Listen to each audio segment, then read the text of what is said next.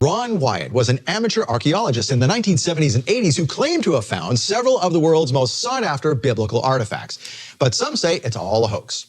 Kevin Fisher presents compelling evidence that Ron Wyatt did indeed conduct digs and presents thought-provoking video that verifies Ron's claims. And there's no greater expert on this subject, in my opinion, these days than Kevin Fisher. Kevin, welcome to Shabbat Night Live. Nice to be here. Thank you, Scott. You've been here before. Yes. But for those who have never met you before, explain a little bit about who you are and what you do. Well, I'm retired. I worked for the state of Tennessee 30 years as a tax auditor. Created a lot of friends. But thank God for retirement. Yeah. But in 1984, I met Ron Wyatt in Nashville. Nashville's where most of the state employees work. And Ron was speaking at a church there. And I got to hear him talk about these things. And I was enamored with what I heard. And I said to myself, I would love to help him someday. And so later on, 99, 2000, I went out to Noah's Ark. Bill Fry had a tour going, the first time in years. And I started up my website, and it's just amazing, the discoveries. One thing after another is coming out to be exactly what Ron Wyatt said. Ron Wyatt was used of the Lord. And and who is Ron Wyatt? For those people who say, I've heard that name. Sure. Who is this guy? So Ron Wyatt, he found these things, the Noah's Ark, Sodom and Gomorrah, Red Sea crossing, Mount Sinai. He was a nurse anesthetist in Nashville, Tennessee, worked there for many years. But in 77, he went out to look for Noah's Ark. It had been featured in Life magazine in 1960, but cast aside as a natural formation. And so he went back out there and refound the Ark site, and God performed a miracle along the way, stopping their taxi where they needed to look. I mean, this is incredible. And Ron's an amateur archaeologist. He's an amateur archaeologist, nurse anesthetist, but before he went out and found anything, Scott, he was praying to the Lord, Lord, help me find something that will help someone get to heaven. This wasn't about, Lord, I want to get rich and famous. No, it was about, I want to help somebody get to heaven. And God partnered with him there on the very first trip, finding the Ark, the sea anchor stones, the remains of Noah's house. And that was a 22-year journey that started at that point from 77 to 1999. And along the way, he found these four major discoveries, the Noah's Ark, Sodom and Gomorrah, Red Sea crossing, Mount Sinai. But our topic today is about the Ark of the Covenant. But so Ron, he's 100% genuine Christian. He wanted to do the Lord's work. He sacrificed, we estimate he spent $1 million of his own money. He would earn money. He wasn't rich, but he would earn money and spend it going overseas 140 times. Wow. That's a lot of effort, a lot of money. And he wasn't, I remember you telling me before, so Ron is no longer with us. He passed in 99. But he lived not an extravagant lifestyle. He lived in a duplex, and he just gathered his money just so he could go again. It wasn't until the last couple of years he moved out in the country, but bought a modest home out in the country, with a mortgage and so forth. And so, yes, he sacrificed financially for the Lord, to do this work. God partnered with him. He said he used the Bible, various research books, and prayer to help him locate these sites. And so God wants these sites to come into view, into public view. They have a message to give. Look at Noah's Ark. It tells us that God had to destroy the wicked. Sodom and Gomorrah, God destroyed the wicked. The Red Sea crossing, the wicked Egyptian army destroyed. God's people were led through in each of these, though. And with the Ark of the Covenant in Mount Sinai, the tables of stone were written that we'll be judged by. So God has a plan for these to be shown to everyone on earth during the Mark of the Beast showdown, I believe. It's going to be pushed out through the media, and the world's going to learn about these discoveries, including the Ark of the Covenant that we're going to go into. But so Ron Wyatt, here he is at the Red Sea crossing. This is one of the four discoveries that are plainly in view. The Ark of the Covenant's not plainly in view, but Red Sea crossing, another fantastic place that Ron Wyatt found. But let's take a quick look at the discoveries, just a 2-minute video here. God has preserved and is now presenting evidences of all of the major events that are mentioned in the Bible. Here we see Sodom and Gomorrah, these ashen formations along the western side of the Dead Sea, these sphinx shapes, for instance, Masada in the background, brimstone. They form a north-south line along the Dead Sea, the western side. Here's more brimstone. Here's bone that I found there. Here's Noah's Ark. It's across the valley from Mount Ararat. It's the exact biblical length, Scott. Visitor center is there. Metal on the side of the ark. Sea anchor stones have been found that hung from the ark. Red Sea crossing, you see the pillar. It was on opposite shores where Solomon erected these pillars here at Nuweiba, Egypt. Here are the chariot wheels that have been photographed. Here is the beach there at Nuweiba, Egypt. And in the foreground, you see the melted beach where the pillar of fire stood. Mount Sinai here in Saudi Arabia, the golden calf altar, Mount Sinai in the background. Here's Moses' altar, the burned peak. This is incredible stuff. Split rock of Moses is on the western side of the mountain. Golgotha, the place of the skull here, near where the Ark of the Covenant is found. The garden tomb, Zedekiah's cave, where the ark was secreted, and the crucifixion site is there in the garden tomb grounds, and underneath that is the cave with the Ark of the Covenant. And so this is incredible what God is bringing about. These 4 discoveries, like I say, are plainly in view. You can go to arkdiscovery.com and take a look at them. So our topic today is the Ark of the Covenant. Now, some people will say, I can see these 4 discoveries, but when he's talking about the Ark of the Covenant, that's over the top. I mean, he must be lying about this. That doesn't make sense. These other 4 discoveries are clearly real. They're authentic. God worked with Ron Wyatt, and then he turns around and lies about the Ark of the Covenant.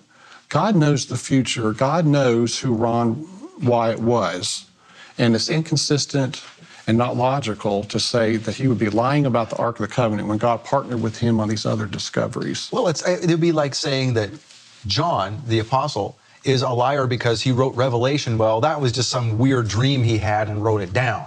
Well, we don't discount Revelation. Right. Right? But it's the same kind of thing. Yeah. So consistency here. He had the most credibility of anybody to claim to have found the ark. Ron did not release the clear photographs and other evidence we're going to see here. He kept it private because he felt God has a timing for this to be shown. But we can take his word. He's a very credible person for what he saw. And we're going to show some evidence showing that it is real, such as metal detection, detecting the gold. We'll see that later in the programs. But I received an email from this lady. Ron was there giving her epidural. And she said, "Hi, I knew Ron Wyatt 16 years ago. He gave me my epidural when I was to give birth. Ron stayed with me until my son was born, but he was not breathing, had no heartbeat." So this is an email from the mother, okay, she sent to me. She said, "I was screaming. I looked up for Ron for answers. I saw him kneeling down in the corner of the room praying." So here is the layout in the delivery room. And as God is my witness, the whole room lit up. The nurses were talking about how you could feel the presence of God in that room. Wow. The room lit up. So imagine a supernatural light coming on in this room with Ron Wyatt praying. And then she said, "Then my son started to breathe." Her son came to life. She said, "Ron was my angel." Now, how many people do you know that have prayed and someone came to life? And the supernatural light came on in the room, showing that God, the Holy Spirit, was there. Ron had a connection with God. He didn't have the connection with the devil, like some people want to say, this guy's a bald-faced liar. That's totally false. That's evil for people to say that. And Ron didn't take credit for saving the baby. He just prayed and let God take the glory for bringing the baby. He did. I never heard Ron talk about this, but this lady emailed me, so I brought it out. So our topic's the Ark of the Covenant. Here's an intro video for the Ark of the Covenant.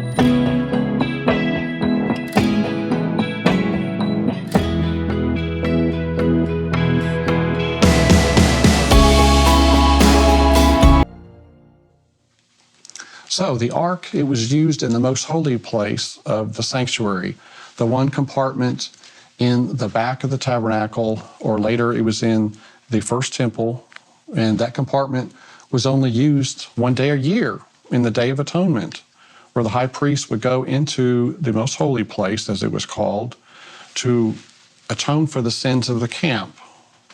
And we have a video here of a priest going into the most holy place. In a reenactment, he's wearing white linen, going into the most holy place. He would take in blood first from the blood of a bullock to atone for his sins, and then he would take in blood from a goat for the sins of the people. And this is our Ark of the Covenant here that Jeremy Cohen donated, but this priest here is going to sprinkle the blood on the right side. They were always told God would tell them to sprinkle the blood toward the east. And we'll go into that in more detail as far as the east, north, and so forth, how it was aligned, the Ark of the Covenant. So the blood was sprinkled here to atone for the sins of the people that had been brought into the sanctuary over the course of the year. And this blood was atoning for the sins of the people over that 12-month period.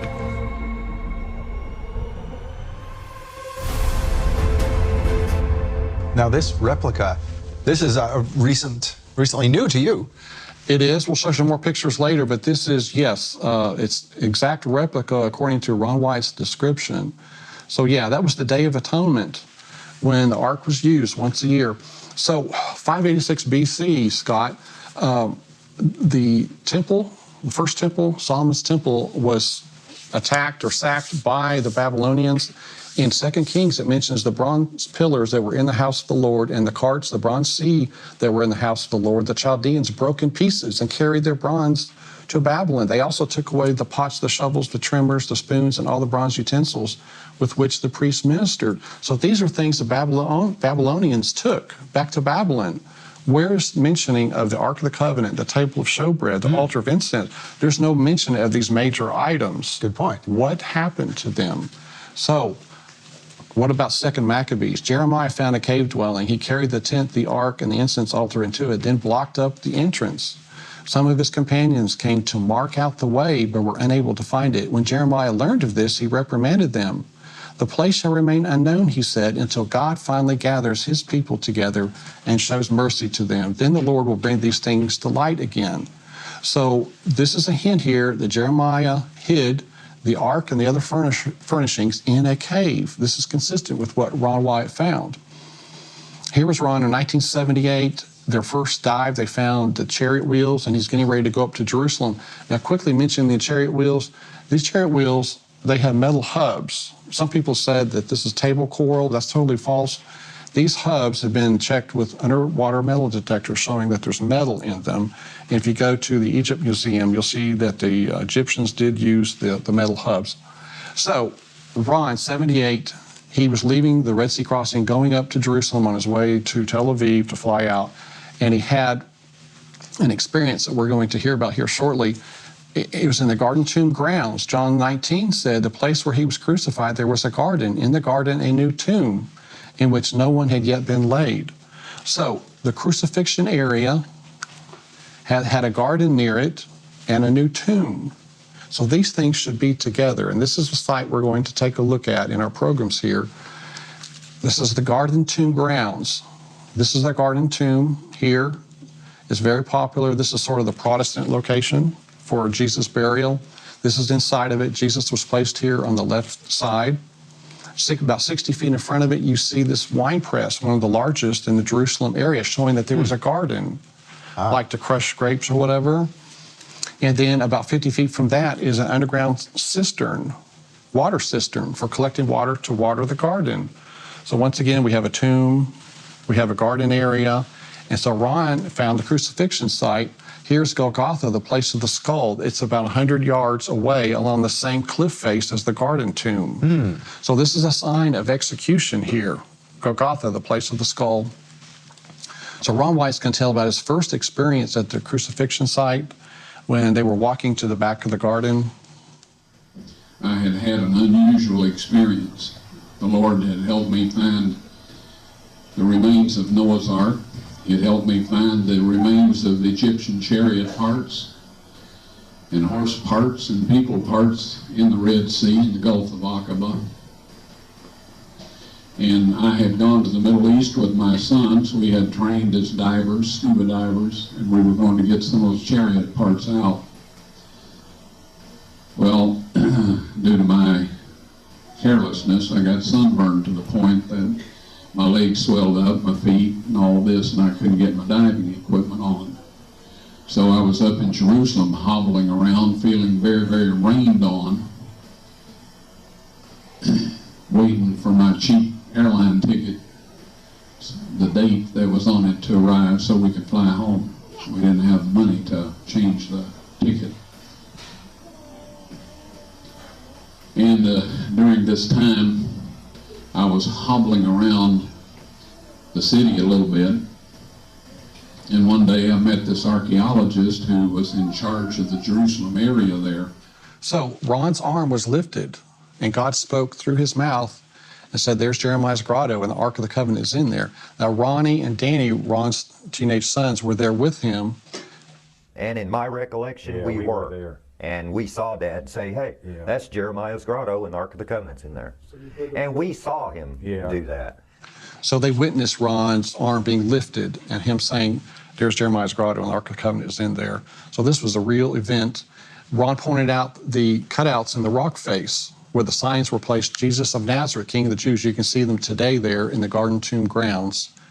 And that's what Ron spotted in his first trip there in 1978.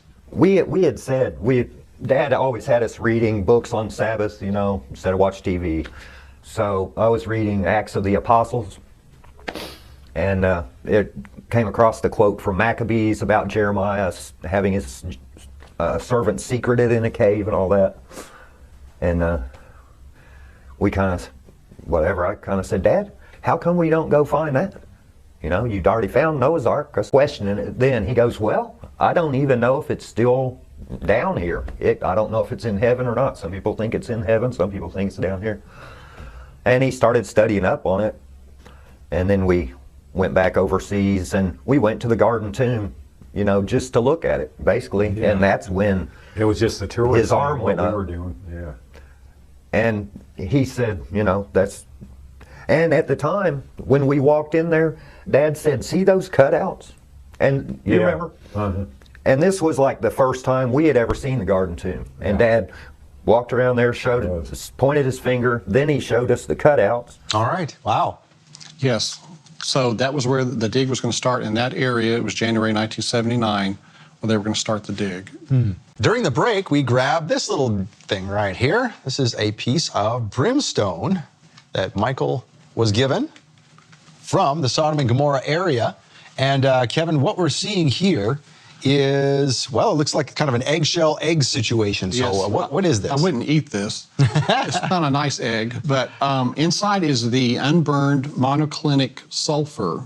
This is unique sulfur that God rained down on the cities of Sodom and Gomorrah. The typical sulfur you find around volcanic areas is the rhombic sulfur. It's only 50% pure. This is 95 to 98% pure sulfur. It's special. This is a hardened shell because when this was burning, there was a liquid around this. It turns to a liquid, the outside, and it's a purple flame. And this got snuffed out by some type of ash, and so it quit burning. So that liquid turned into a hardened shell. That's what you have here. So inside is the unburned portion. On the outside was this that was on fire, and it cooled down and hardened. So that's what we have there at the cities of the plain. So that's pretty obvious that something unique happened here. And what else could it be? Right. And as Michael has explained in his videos as well, that the walls of Sodom and Gomorrah are still there. They look like hills, but they're not hills. Yes, there are all kinds of formations there showing man-made construction that fits the biblical description. You have the ash there. These are ashen remains. That's not soil that we saw in the images. Those are ashen remains. And so this is a warning to people, that God had to destroy the wicked. We've got to wake up and, and serve our Lord instead of being led astray. So it's an incredible scene, the Sodom and Gomorrah sites. The more you walk through there, the more you see. It's incredible. So, so our topic here is the Ark of the Covenant. And so they were going to start their dig there. This is where Ron's arm pointed here at this trash pile. I mean, so unassuming here, this primitive site. is where they started the dig.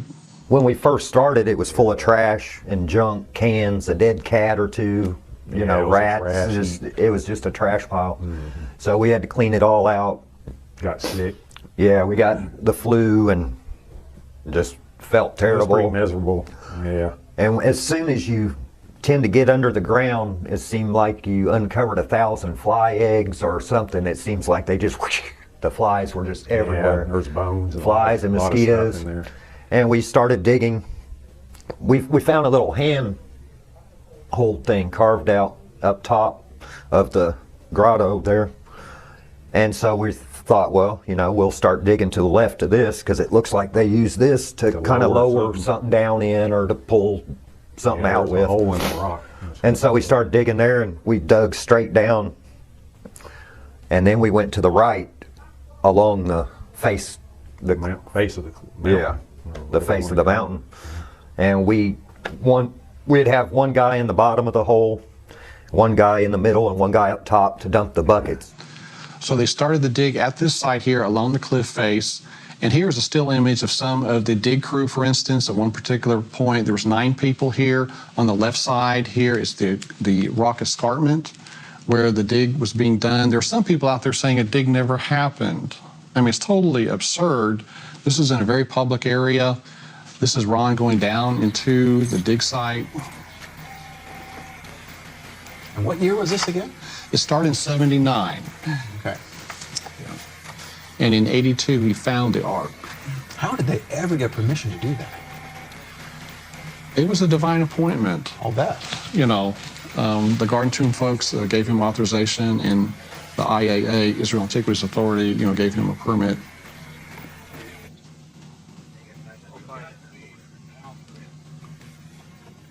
Walk 40 feet down? Roughly, yeah. So Ron went down by himself, or are there other folks down there with him? In this example, there's a couple of guys with him. Okay. I understand some of this was quite a tight squeeze, too. Yes. Ron had to exhale in order to get through some areas going to the ark. Yeah. On the end of the jackhammer. Just.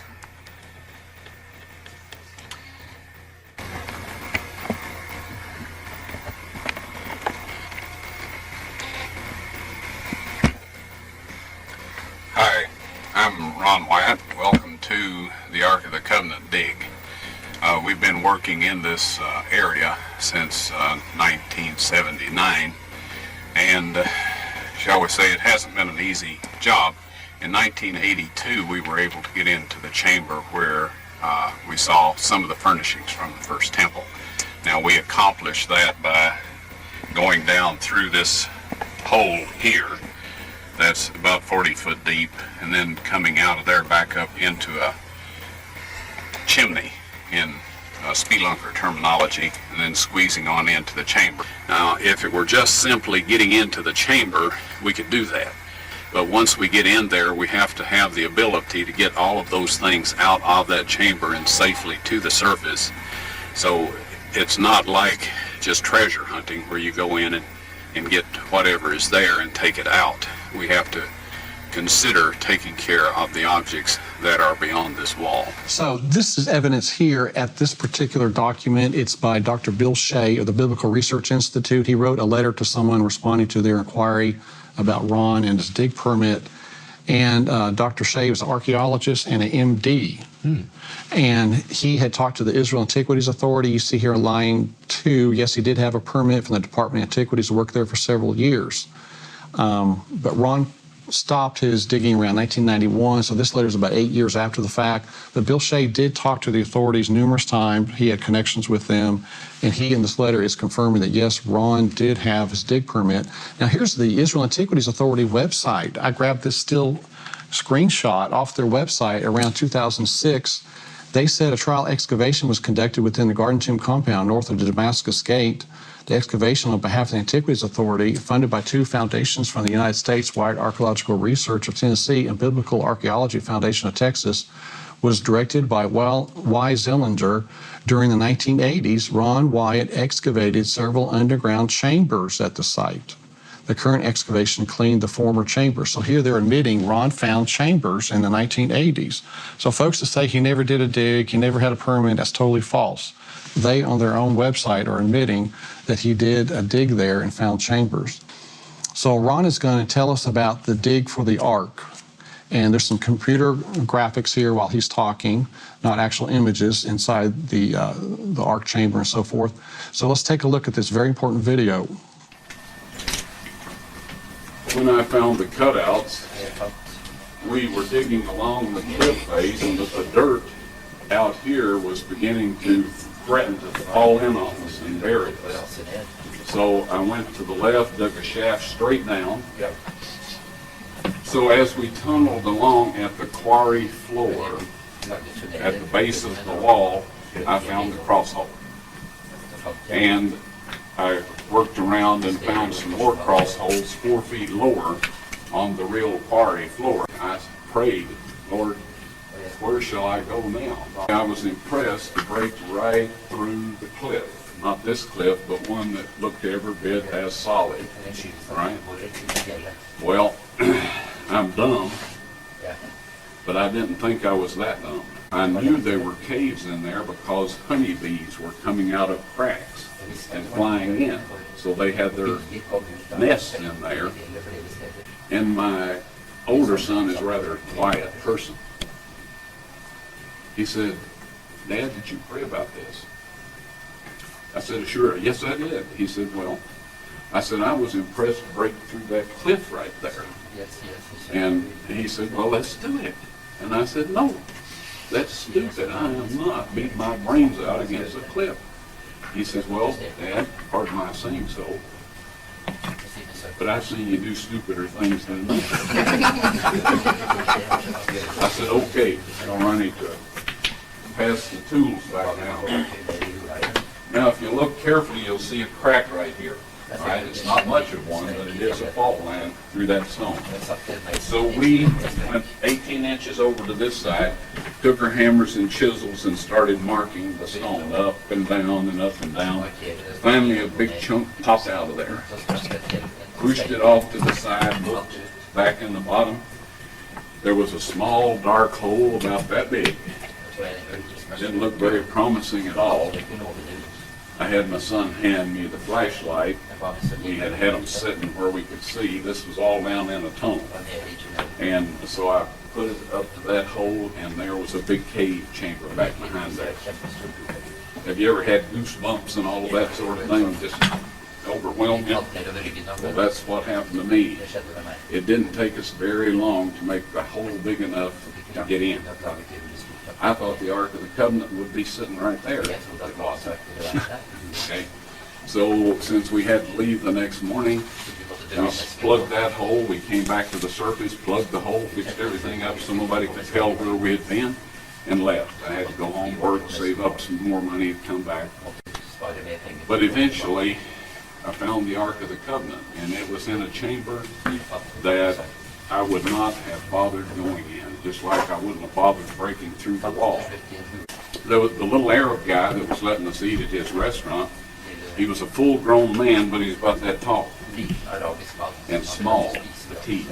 So as we went through this cave system, he would crawl into the chambers, and I'd give him a light, and he'd shine it around, and I'd peek through to see if it looked like anything in there. So we did this over and over, and we came to this one hole. I mean, you wouldn't believe where all we had gone in that cave. We had just been all over the place, up and down, different levels, and at this point in time, we had gone about 45 feet down and then back up, and here this hole was in the wall, about that big around, and there was a stalactite hanging right down the middle of it. It's the only stalactite I had seen in the cave that wasn't just little ones. This was a big one. So I broke it off, made the hole big enough for him to get in, and he was crawling in there, and I started to hand him the light so he could do what we had been doing, several days. He came tearing out of there. His eyes were big as human eyes can get, and he said, "What's in there? What's in there? I'm not going back in there." And I said, well, what did you see? He said, I didn't see anything. And I thought, well, okay. Now, he'd been in tighter places than that and had not responded that way. So I got this little beam of light, you know, in a very dark place here. And I thought, that is divine terror. You know, that's supernatural terror. So I figured that is either where the Ark of the Covenant is, or it's the way to get to it, one or the other. And God doesn't want this fella to know it. So I made the hole big enough for me to get in. I got in there, and folks, it was full of rocks, bigger than these here. When I found the Ark of the Covenant in that chamber, all of the furnishings had been covered by a layer of animal skins. On top of that, a layer of wooden boards, and on top of that, enough stones to fill the rest of the chamber up to near the roof. Up to within 18 inches or so of the ceiling. If this young man hadn't been terrorized and come scooting out of there like he did, I would not have gone in that place. Through these rocks, we've been moving thousands of them for 3 years. So anyway, I crawled in there with the flashlight, and I crawled around on top of the rocks, and I shined the light down between the cracks in the rock, and there a gold, flat gold thing reflected back at me. So I moved over and shined down to another. There was two reflections, one here, one there, and one over here. So I knew it was a flat gold top, and I thought, the Ark of the Covenant. I forgot about the cherubims, you know, sitting on top. They'd have been poking up through if that was the top of the mercy seat. But anyway, I started moving these rocks, and I stuck them everywhere I could. By the time I got down to that gold surface, I had them behind my shoulders, leaning back against them, and it was the table of showbread. Well, hey, that's not a bad thing, huh? But anyway, I was looking for the Ark of the Covenant. And it was only then that I took time to carefully examine the rest of the chamber. See, I had just crawled in, took a quick look, and started checking down under the rocks. So as I moved the flashlight along the wall, I saw a stone box sitting against the wall about this low, this much space between it and the ceiling. The lid was broke, slid around, and right above it was a crack with dark brown-looking material at the bottom on the bottom of this crack. And I was able to see the top of the lid of the box. On both sides of the broken pieces was more of this brown stuff.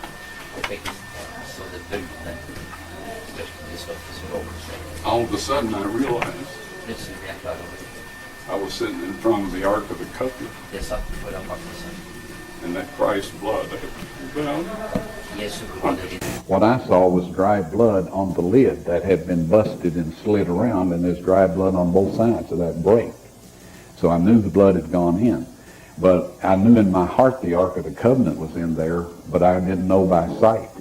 That once I regained consciousness, after I became aware that the blood of Christ had gone on the mercy seat, you know, I hadn't a clue. And when I started digging, I was looking for the Ark of the Covenant. I had no idea that was the crucifixion site. I found that out as I dug down that escarpment. And so anyway, when I realized this, I passed out. When I regained consciousness, here I was in this hole way down in the earth, had to go 90 feet approximately to get out of there back to the surface. We found this January 6, 1982 at 2 o'clock in the afternoon. When Christ died and the earth shook and the rocks were rent, a crack came right down the entire face of the escarpment, right past the left side of the cross hole, and the stone opened up. Down below, 20 feet below, God had arranged for the Ark of the Covenant with its mercy seat, if you please, his earthly throne, to be positioned right down there 600 years before in 586 BC when the Babylonian army destroyed the city. when the centurion stuck his spear in Christ's spleen and probably left ventricle to make sure he was dead before he gave the body to Joseph of Arimathea. When he pulled that spear out, the separated platelets and serum of the blood of the Son of God gushed out, went down through that crack onto the mercy seat. And that ratified the Old Covenant and the New Covenant. So Scott, amazing. Christ's blood going down onto the mercy seat. Ron Wyatt finds this Ark of the Covenant in the cave. And it's just amazing how God arranged this scenario where the crossbow was put above the Ark of the Covenant and Christ's side was pierced and his blood fell out onto the mercy seat of the Ark of the Covenant. And we're told in the Bible that it gushed out. So it wasn't some little trickle. So it makes sense that all of that liquid could make it through those rocks. And, you know, and you can't make this stuff up. I mean, Jehovah can orchestrate this stuff. There's no way. No one could have thought this up. It's just incredible how God did get that on the western side of the mercy seat. Right, because the western side was never used. It was left vacant. That's right. Yeah. So anyway, God had to create this plan because the Jews did not accept Jesus. If they'd accepted him on Passover Day, he would have said, "Slit my throat, take my blood in." That would have been the cleanest way to, create a sacrifice of himself. Instead, he